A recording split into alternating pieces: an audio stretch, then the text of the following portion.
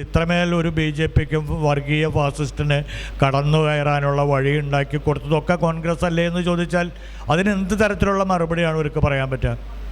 ഏത് തരത്തിലാണ്? ബാബറി മസ്ജിദിൻ്റെ തലത്തിൽ തന്നെ ആലോചിച്ച് നോക്കിയാൽ മനസ്സിലാകുന്നുണ്ട്. രാജീവ് ഗാന്ധിയുടെ കാലത്തുനിന്ന് തുടങ്ങി നരസിംഹറാവു പൂർത്തിയാക്കി കൊടുത്ത ഒരു അജണ്ട ഒരു വർഗീയ അജണ്ടയുടെ പുറത്താണ്. പിന്നെ അതിനപ്പുറത്തുമുള്ള എന്ത് കാര്യമാണ് ഇവർക്ക് പറയാനുള്ളത്? വർഗീയതയെക്കുറിച്ചൊക്കെ പറയാനുള്ള എന്ത് യോഗ്യതയാണ് ഇവർക്കുള്ളത്? ഏതെങ്കിലും തരത്തിലുള്ള യോഗ്യത അവർക്കുണ്ടോ എന്നുള്ളതാണ്. അപ്പോൾ അങ്ങനത്തെ ഒരു പ്രസ്ഥാനത്തെ നമ്മൾ ഏത് തരത്തിലാണ് മുന്നോട്ട് കൊണ്ടുപോയിട്ട് നിലനിൽക്കേണ്ടതിൻ്റെ ആവശ്യകത തന്നെ എന്താണ്?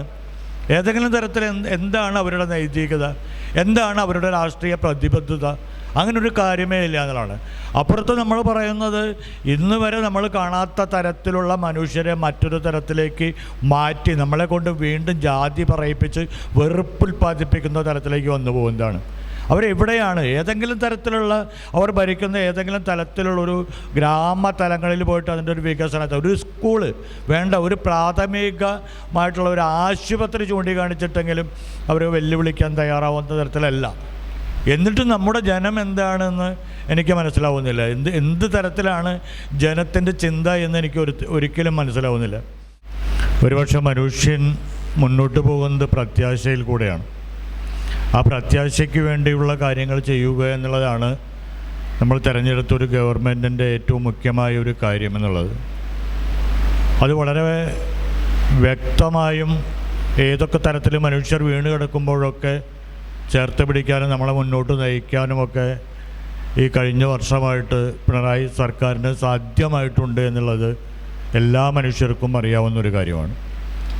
പിന്നെ എന്തുകൊണ്ടാണ് നമ്മൾ വീണ്ടും വീണ്ടും ഇതിങ്ങനെ പറഞ്ഞുകൊണ്ടിരിക്കുന്നത്? നമ്മൾ വീണ്ടും ഓരോ കാര്യങ്ങളും വീണ്ടും പറഞ്ഞുകൊണ്ടിരിക്കുക എന്നുള്ളത് എന്തുകൊണ്ടാണെന്നുള്ളതാണ് ചോദ്യം. ഏതെങ്കിലും തരത്തിൽ ഒരു മനുഷ്യരോട്, ഇവിടെയുള്ളൊരു മനുഷ്യരോട് നമുക്ക് ചോദിക്കാൻ കഴിയും, നിങ്ങൾ ഏതെങ്കിലും തരത്തിലൊരു അഴിമതിയെയോ അല്ലെങ്കിൽ ഏതെങ്കിലും തരത്തിലുള്ള ഒരു MLAയുടെയോ മന്ത്രിമാരുടെയോ അല്ലെങ്കിൽ ഏതെങ്കിലുമുള്ള ആളുകളുടെ ഒരു അഴിമതിയെ നിങ്ങൾക്കൊന്ന് ചൂണ്ടിക്കാണിക്കാൻ ചോദിച്ചാൽ അത് അവർക്ക് പറയാൻ പറ്റില്ല. ഏതെങ്കിലും തരത്തിലുള്ള ഏറ്റവും സാധാരണ മനുഷ്യരുടെ അടിസ്ഥാനപരമായ അവരുടെ മുന്നേറ്റത്തിൽ എന്തെങ്കിലും തടസ്സങ്ങൾ അല്ലെങ്കിൽ ഏതെങ്കിലും രീതിയിൽ ആരെങ്കിലും നടത്തിയിട്ടുണ്ടോ എന്ന് ചോദിച്ചാൽ അതിനും ഒരു മറുപടി ഉണ്ടാവാൻ കഴിയില്ല.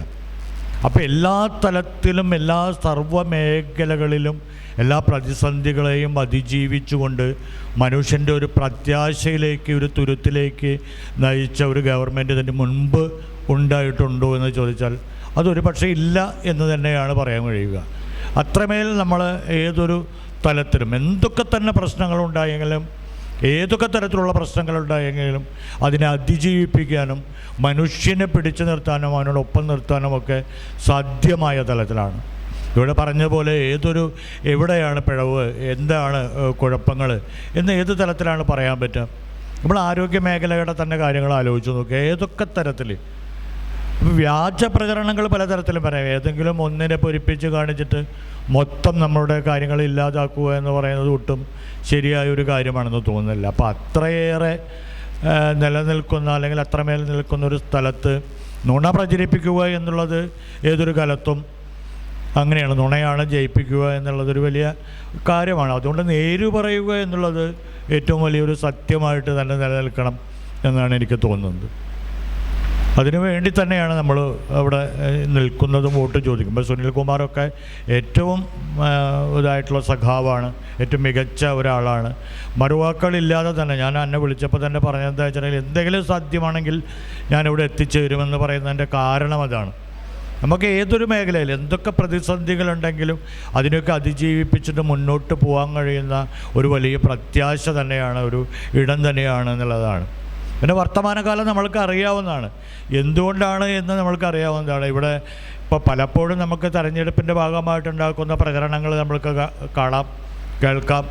എന്താണ് വർഗീയപരമായിട്ട് അല്ലെങ്കിൽ RSSുമായിട്ടുള്ള ബന്ധപ്പെട്ടിട്ടുള്ള കാര്യങ്ങൾ കോൺഗ്രസ്സുകാർ പറയുന്നതിൻ്റെയൊക്കെ കുറേ അങ്ങോട്ടും ഇങ്ങോട്ടും പറയുന്നതിനൊക്കെ നമ്മൾക്കറിയാം. ചരിത്രത്തെ നമ്മൾ വളരെ ഒരു തരത്തിൽ വരികയാണെങ്കിൽ ഇത്രമേൽ ഒരു BJPക്കും വർഗീയ ഫാസിസ്റ്റിന് കടന്നു കയറാനുള്ള വഴി ഉണ്ടാക്കി കൊടുത്തതൊക്കെ കോൺഗ്രസ് അല്ലേ എന്ന് ചോദിച്ചാൽ അതിനെന്ത് തരത്തിലുള്ള മറുപടിയാണ് ഇവർക്ക് പറയാൻ പറ്റുക?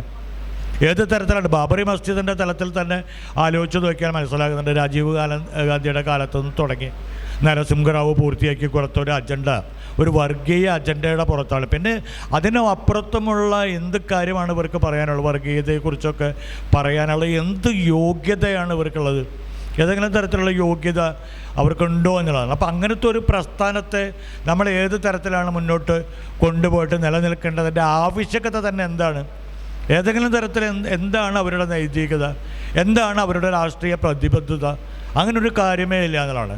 അപ്പുറത്ത് നമ്മൾ പറയുന്നത് ഇന്ന് വരെ നമ്മൾ കാണാത്ത തരത്തിലുള്ള മനുഷ്യരെ മറ്റൊരു തരത്തിലേക്ക് മാറ്റി നമ്മളെ കൊണ്ട് വീണ്ടും ജാതി പറയിപ്പിച്ച് വെറുപ്പുൽപ്പാദിപ്പിക്കുന്ന തരത്തിലേക്ക് വന്നു പോകുന്നതാണ്.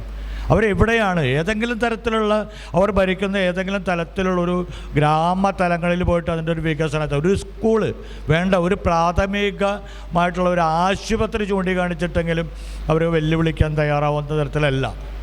എന്നിട്ട് നമ്മുടെ ജനം എന്താണെന്ന് എനിക്ക് മനസ്സിലാവുന്നില്ല. എന്ത് തരത്തിലാണ് ജനത്തിൻ്റെ ചിന്ത എന്ന് എനിക്ക് ഒരിക്കലും മനസ്സിലാവുന്നില്ല.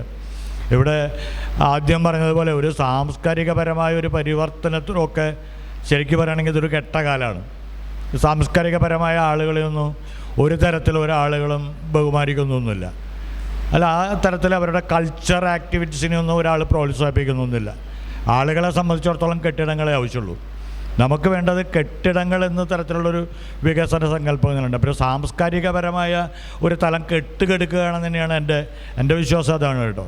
അതുകൊണ്ടാണ് വൈലോപ്പള്ളിക്ക് ശേഷമാണെങ്കിലോ അല്ലെങ്കിൽ ബാക്കി ഇപ്പോൾ നമ്മൾ തകഴി, ഈ പേരുകളെ നമ്മൾക്ക് പറയാനുള്ളൂ. നമ്മൾക്ക് പഴയ പാരമ്പര്യത്തിൻ്റെ രീതിയിൽ നിന്ന് തോന്നാതെ പുതിയ കാലത്തുണ്ടാകുന്ന കാര്യങ്ങളെ നോക്കിക്കാണുന്നതിൽ നമ്മൾ പരാജയമാണ്. സാംസ്കാരികമായിട്ടുള്ള പരാജയം തന്നെയാണ്. നമ്മളെപ്പോഴും അട്ടിമറിക്കപ്പെടുന്ന, അല്ലെങ്കിൽ ഒരു കാലത്ത് അട്ടിമറിക്കപ്പെട്ട നാടകങ്ങളുടെ പേരല്ലാതെ പുതിയ കാലത്ത് ഉയർന്നുകൊണ്ടിരിക്കുന്ന അല്ലെങ്കിൽ ഉണ്ടാവേണ്ടതിനെ കുറിച്ചുണ്ടാക്കുന്ന പല കാര്യങ്ങളും നമ്മൾ പറയില്ല. നമ്മളപ്പോഴും ഈ പാരമ്പര്യത്തിലൂന്നിയുള്ള മഹത്വവൽക്കരണമാണ് നമുക്ക് സാംസ്കാരികപരമായിട്ടുണ്ടാക്കുന്ന കാര്യങ്ങൾ പറയുന്നത്. എന്തുകൊണ്ട് ഇന്നത്തെ കാലത്ത് നമ്മൾ എങ്ങനെയാണ് ഇടപെടേണ്ടത്? വ്യാജതലത്തിൽ നമ്മൾ നിലനിൽക്കുമ്പോൾ നുണകൾ തന്നെ ചരിത്രമായി മാറുന്നൊരു കാലത്ത് കലാകാരന്മാർ ഏത് തരത്തിലാണ് പ്രതിരോധിക്കേണ്ടത് എന്നുള്ളതാണ്. ആ പ്രതിരോധത്തിൻ്റെ ശേഷി കലാകാരന്മാർക്ക് തുറന്നു കഴിഞ്ഞു പോയിട്ടുള്ളതാണ്. അത്ര വലിയ രീതിയിലൊന്നുമില്ല. ഒരു തലയാട്ടി മൂളി ഏതെങ്കിലും തലത്തിൽ ഫേസ്ബുക്കിൽ ഒരു കവിത എഴുതിയിട്ടൊക്കെയാണ് അവർ നിൽക്കുന്നത്. മനുഷ്യരായിട്ട് ഇടപെടുന്ന തരത്തിലുള്ള ഒരു പ്രവർത്തനവുമില്ല.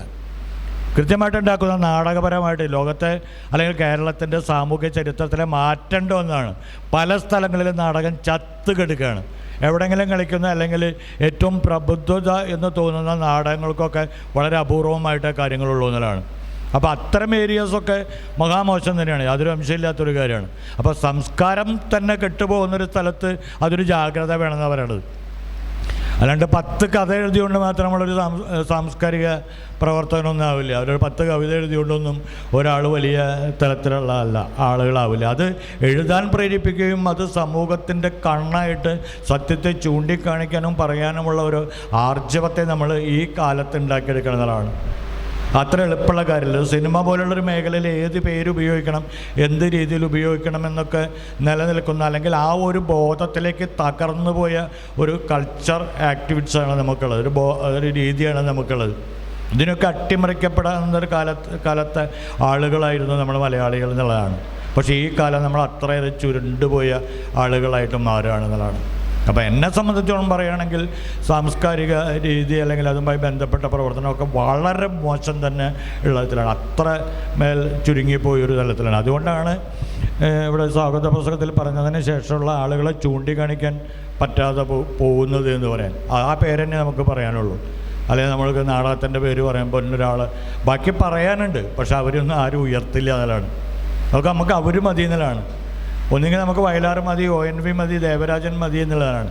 പുതിയ കാലത്ത് എത്രയോ പ്രതിഭകളായിട്ടുള്ള ആളുകളുണ്ട്. അവരെയൊന്നും ഒരാളുകളും ആ അർത്ഥത്തിൽ കൊണ്ടെത്തുന്നില്ല എന്നാണ്. കുറേയൊക്കെ അവരുടെയും പ്രശ്നങ്ങളുണ്ടെന്നാണ് എനിക്കും തോന്നുന്നത്. ഒരു രാഷ്ട്രീയപരമായിട്ടുണ്ടാക്കുന്ന ചില കാര്യങ്ങൾക്ക് ഇവരൊക്കെ എന്താ വെച്ചിട്ടുണ്ടെങ്കിൽ ഏതെങ്കിലും ഒരു MLA-യുടെയോ മന്ത്രിയുടെയോ ഒക്കെ തലത്തിലേക്ക് കാല് പിടിച്ചു നിൽക്കുക എന്നുള്ളതാണ്. അവരൊരു പ്രതിപക്ഷമാവുന്നില്ല എന്നുള്ളതാണ്. സത്യം പറയാൻ പറ്റാവുന്ന തരത്തിലുള്ള ആളുകളാവുന്നില്ല എന്നുള്ളതാണ്. അവിടെയാണ് ഇത് സംഭവിച്ചു പോകുന്നത്. ഇവർക്കൊക്കെ ഏതെങ്കിലും തരത്തിലുള്ള ഉന്നതമായ ഒരു തലത്തിൽ ഒരു പോസ്റ്റിൽ നിൽക്കണമെന്നുള്ളിടത്താണ്. അങ്ങനെ ഒരു പോസ്റ്റ് മാത്രം ആലോചിക്കുമ്പോൾ ഈ സംസ്കാരം നശിച്ചു പോവുകയുള്ളൂ. അങ്ങനെ ഒരു തരത്തിലില്ല. ചോദ്യം ചെയ്യാനുള്ളൊരു ധൈര്യമില്ലാതെ പോകുന്നു എന്നുള്ളതാണ്.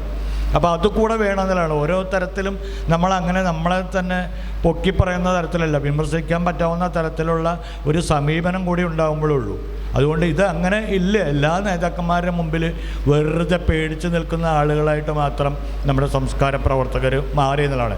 അതൊക്കെ തന്നെയാണ്. പല തരത്തിലും അതിനെ എതിർക്കാനോ അല്ലെങ്കിൽ അതിനെ നൈരന്തര്യമായിട്ട് ചോദ്യം ചെയ്യാനോ ഒന്നും പറ്റുന്നില്ല. അതിനുള്ളൊരു സംഭവങ്ങളാണ് നമ്മളെല്ലാ കാലത്തും വേണ്ടത്. എന്തെങ്കിലും ഒരു ഇഷ്യൂ ഉണ്ടായാലും അതോടുകൂടി കഴിഞ്ഞു, വേറെ ഒന്നുമില്ല.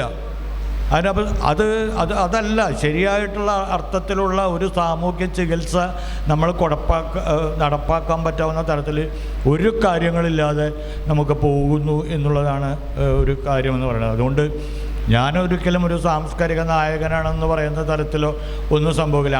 അങ്ങനെ നമ്മൾക്ക് പറയാൻ പറ്റാവുന്ന ഒരാളുകളുണ്ടായിരുന്നു, അവരുടെ വാക്കുകൾക്ക് പ്രസക്തി ഉണ്ടായിരുന്നു എന്നുള്ളതാണ്. എന്നാൽ അവരുടെ അങ്ങനെ വരുന്ന സാംസ്കാരിക പ്രവർത്തകരെന്ന് പറയുന്നത് നമ്മളുടെ ഉള്ളിലുള്ളൊക്കെ അടിമകളായി പോയി എന്നുള്ളതാണ്. വെറും അടിമകളാണ്, ഒന്നും പറയുന്നില്ല എന്നുള്ളതാണ്. അങ്ങനെ അടിമകളെ ഉണ്ടായിക്കൊണ്ടിരിക്കുന്ന ഒരു കാലത്ത് അത്ര വലിയ ശരിയല്ലാണ്. അപ്പോൾ അതുകൊണ്ട് ഫാസിസത്തിന് എളുപ്പത്തിൽ കയറാൻ പറ്റും. ഒന്ന് പേടിപ്പിച്ചാൽ മതി. അതിന് പ്രതിരോധത്തിൻ്റെ സിനിമ ഉണ്ടാവില്ല, പ്രതിരോധത്തിൻ്റെ പാട്ടുണ്ടാവില്ല, പ്രതിരോധത്തിൻ്റെ നാടകം ഉണ്ടാവില്ല, ഒന്നുമില്ല. അങ്ങനെ ഉണ്ടാക്കുന്ന നാടകം ഉണ്ടാക്കുന്ന ആൾക്കാരെ ഒന്നും നമ്മൾ ഭഗവാൻ കാലുമാറുന്നു എന്ന് പറയുന്നൊരു നാടകം കളിക്കാൻ പറ്റില്ല എന്ന് പറയുന്ന സ്ഥലത്ത് ഒരു ജനകീയമായി മനുഷ്യർ, അതിൻ്റെ അപ്പുറത്ത് പൊളിറ്റിക്സിൻ്റെ അപ്പുറത്ത് നിന്ന് ഞങ്ങളിവിടെ നിന്ന് പറയുന്ന സന്നദ്ധമായി നിൽക്കുന്ന ആളുകളുണ്ടായിരുന്നു. ഇന്ന് നമ്മൾ ആരെങ്കിലും ഒരു മത നേതാക്കന്മാർ ഒന്ന് പേടിപ്പിച്ചാൽ അതോടുകൂടി മുട്ടുമടക്കി നിൽക്കും. കക്കുകളി പോലത്തെ ഒരു നാടകം മത നേതാക്കന്മാർ പേടിപ്പിച്ചോടുകൂടി രാഷ്ട്രീയ പ്രവർത്തകർ എന്ത് ചെയ്തു? മുട്ടുമടക്കി നിന്നു. ധൈര്യപൂർവ്വം ഞങ്ങളിലെന്ന് പറയുന്നൊരു വാക്കില്ല, അതായി പോകുന്നതാണ്. അപ്പോൾ അത്തരം വരുന്നൊരു സംസ്കാരത്തെ കൂടി തിരിച്ചു പിടിക്കണമെങ്കിൽ ഒരർത്ഥത്തിൽ നമുക്ക് എന്താ പറയുക, ഒരു കാര്യം ഉണ്ടെങ്കിൽ ചോദ്യം ചെയ്യാനുള്ള ഒരു തുരുത്തുണ്ടാവണമെങ്കിൽ കേരളം നിലനിന്നേ പറ്റുമെന്നുള്ളതാണ്. ആ കേരളത്തെ നിലനിർത്തുക എന്നുള്ളത് സുനിലിനെ അല്ലെങ്കിൽ ഇടതുപക്ഷത്തെ വിജയിപ്പിക്കുക എന്നുള്ളതാണ്. നമുക്ക് പ്രതിരോധത്തിൻ്റെ ഒരു കരുത്തായിട്ട് നിലനിൽക്കാനുള്ള ഒരു മൂല്യമായിട്ട് അവരുണ്ടാവണമെന്നുള്ളതാണ്. അതുകൊണ്ട് എല്ലാ നുണകൾക്കെതിരെ, ഏതൊരു മനുഷ്യനുണ്ടാക്കുന്ന നുണകൾക്കെതിരെയും പ്രതികരിക്കാനും പ്രതിരോധിക്കാനും നമ്മൾ തയ്യാറാവണം എന്നുള്ളതാണ്.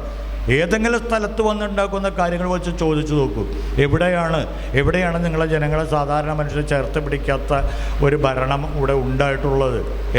എന്തെങ്കിലും തരത്തിൽ ഒന്നോ രണ്ടോ വിമർശനങ്ങളുണ്ടാവാം. അതൊന്നും നമ്മളെ സംബന്ധിച്ചിടത്തോളം വലിയ കാര്യമല്ല. ഒരു ചെറുത്തുനിൽപ്പിൻ്റെ ഈ കരയെ വീണ്ടെടുക്കാനുള്ള പ്രവർത്തനത്തിൽ എല്ലാവരും, അളയിലുള്ള സുനിൽകുമാറിനും അതിൻ്റെ അപ്പുറത്തുള്ള എല്ലാ മനുഷ്യരും ഇടതുപക്ഷത്തോടൊപ്പം ചേർന്ന് നിന്ന് പ്രവർത്തിക്കണമെന്ന് മാത്രം പറഞ്ഞുകൊണ്ട് ഔപചാരികമായി ഈ കൂട്ടായ്മയെ ഉദ്ഘാടനം ചെയ്ത് അറിയിക്കുന്നു. അഭിവാദനം.